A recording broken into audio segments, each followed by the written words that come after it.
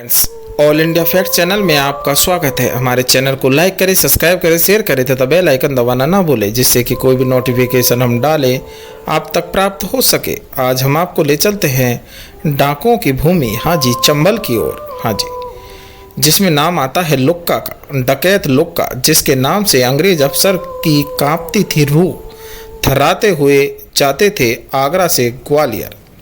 4 साल पहले चंबल के कुख्यात डकैत लुक्का का निधन हो गया था।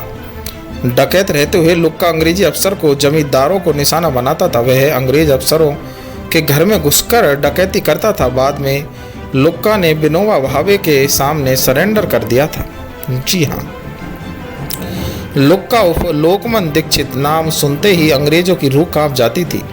चंबल के बिहाड़ों में लुक्का का गिरोह सफ़र करने वाले अंग्रेज अफसरों और जमींदारों को लूटता था। कई बार डकैत लुक्का के गिरोह ने अंग्रेज अफसरों के आवासों में डकैतियां डाली। डकैत लुक्का अंग्रेजी शासन से नफरत करता था। भारत को जब 15 अगस्त 1947 को आज़ादी मिली तो उसके गिरोह ने कई लोगों लड्डू बांट दिए थे, किलो लड्डू बांटे थे। 4 साल पहले लोकमान दीक्षित उर्फ लुक्का का 95 साल की उम्र में निधन हो गया। जीवनी की बात करें तो जीवन के अंतिम दिनों में लुक्का सरेंडर करने के बाद जैन महाविद्यालय के पास अपने पुश्तैनी घर में रहता था।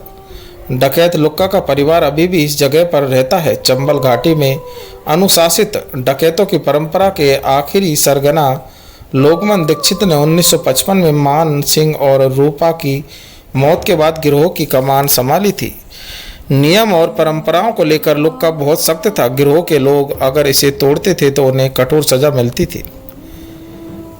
लुक्का को गिरोह का पृथ्वीराज चौहान कहा जाता था, क्योंकि उसके पास गोली पर गोली मारने की विद्या थी। गिरोह के लोग लुक्का को अचूक निशानेबाज मानते थे। कहा जाता था कि लुक्का की चलाई गोली कभी भी निशाने से नहीं चूकती थी। एक समय में चंबल इलाके में उसका अलग खौफ था। हालांकि लुक्का के गिरोह ने कभी गरीब लोगों को परेशान नहीं किया था।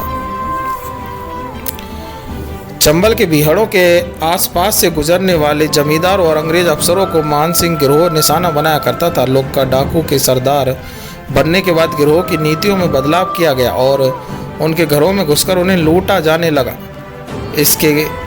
इससे लुक्का गिरोह का खौफ अंग्रेजी हुकूमत में बढ़ती जा रही थी। इसके साथ ही इलाके के जमींदारों से भी अलग खौफ था। हालात हो गए थे कि आगरा से ग्वालियर की तरफ जाने वाले अंग्रेज अफसर तब तक दहशत में रहते थे जब तक कि वो ग्वालियर नहीं पहुंच जाते थे। आगरा से ग्वालियर की तरफ जाने वाले अंग्रेजी अफसरों को जब वह चंबल में लूटता था, चंबल में लुक्का का खौफ इतना था कि वह कभी पुलिस के हाथ नहीं आया।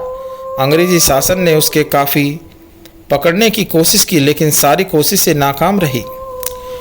लोकमान दीक्षित चंबल घाटी का पहला डकैत था जिन्होंने विनोबा भावे के सामने भिंड में आत्मसमर्पण किया था।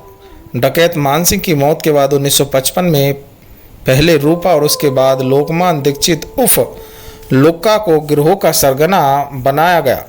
1960 में लुक्का विनोबा भावे के सामने प्रेरित होकर लोकमान उर्फ लुक्का दीक्षित ने हथियार डाल दिए। मान सिंह के गिरोह के मुखिया बनने के बाद लुक्का ने अपने बनाए अनुशासन को डकैतों से सख्ती से मनवाया। लोकमान दीक्षित का निशाना कभी नहीं चूकता था, इसलिए गिरोह के दूसरे डकैत उसे खौफ खाते थे। लोकमान का फरमान था कि कोई भी डकैत किसी महिला से संबंध नहीं रखेगा। डकैत के दौरान मान सिंह के इस आदेश का पालन किया जाएगा। उसका निर्देश था कि किसी बहू बेटी का अपमान न हो। डकैती के दौरान डकैत घर की किसी भी महिला को स्पर्श तक नहीं करेगा। ऐसी कोशिश करने के लिए लोकमान ने चेतावनी के बाद तत्काल गोली मार देने का सख्त नियम बनाया हुआ था। डकैत जीवन में दूसरों की जिंदगी उजाड़ने वाले इस लोकमान की खुद की भी जिंदगी दुखों से भरा रहता था। बड़ा बेटा सतीश कैंसर से मर गया, जबकि छोटा बेटा अशोक सड़क दुर्घटना में मारा गया। लेकिन लुक्का को इस बात का जरा भी अफसोस नहीं रहा। लुक्का ने कहा था कि जब वह किसी व्यक्ति की हत्या करता था तो तब वह उसके परिवार के बारे में सोच तक नहीं था। लोकमान से कहा गया था कि उसके साथ जो भी हुआ है वह उसके बुरे कर्मों का परिणाम ही है। इसलिए बेटों की मौत से वो गम कीन हुए बगैर वह अंतिम समय तक नाती की परवरिश करते रहे। लोका दीक्षित के दामाद शैलेंद्र पांडे मुरैना में अतिरिक्त पुलिस अधीक्षक रहे। इसके बाद पीटीएस तिघारा में अधीक्षक से सेवानिवृत्त हुए।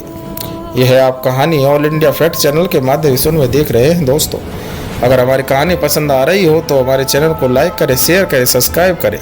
प्लीज़ आपसे रिक्वेस्ट है कि हमारे चैनल को ज़्यादा से ज़्यादा सब्सक्राइब करें। इस कहानी में इतना ही। राधे राधे मेरे प्यारे दोस्तों।